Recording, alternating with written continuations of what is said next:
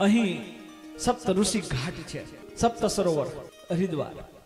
ત્યાં અલગ અલગ ગંગાજીએ ઋષિઓ માટે પોતાની જે ધારા છે 7 ભાવમાં 7 ધારામાં વહેવા લાગી, એટલે ત્યાં સપ્ત ઘાટ સપ્ત સરોવર પણ કહેવાય.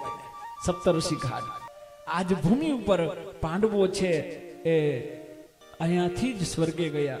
ભગવાન રામ અને લક્ષ્મણ રાવણ નો વધ કરી ભગવાનને પણ, જો ભગવાનને કઈ કર્મ અડે નહીં, કર્મ સ્પર્શ પણ ભગવાનને ન કરે, છતાંય ભગવાને શું કીધું કે મેં ભલે રાક્ષસ પણ હતો તો વિપ્ર ભૂદેવ હતો ને, મને બ્રાહ્મણ હત્યા લાગે એનું પ્રાયશ્ચિત કરવું જોઈએ.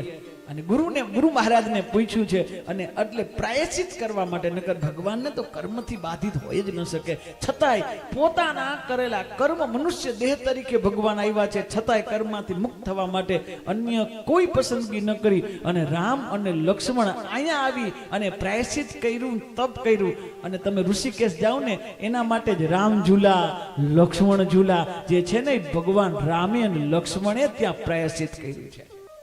અનેક અનેક સંતો અહીંયા આવ્યા છે. વિદુરે પણ ધૃતરાષ્ટ્ર અને ગાંધારીને મોહમાંથી મુક્ત કરાવી અને આ હરિદ્વારની ભૂમિમાં લઈ આવ્યા, અને 5-6 દિવસમાં જેની મુક્તિ થઈ એ જ સ્થાન આ હરિદ્વાર છે.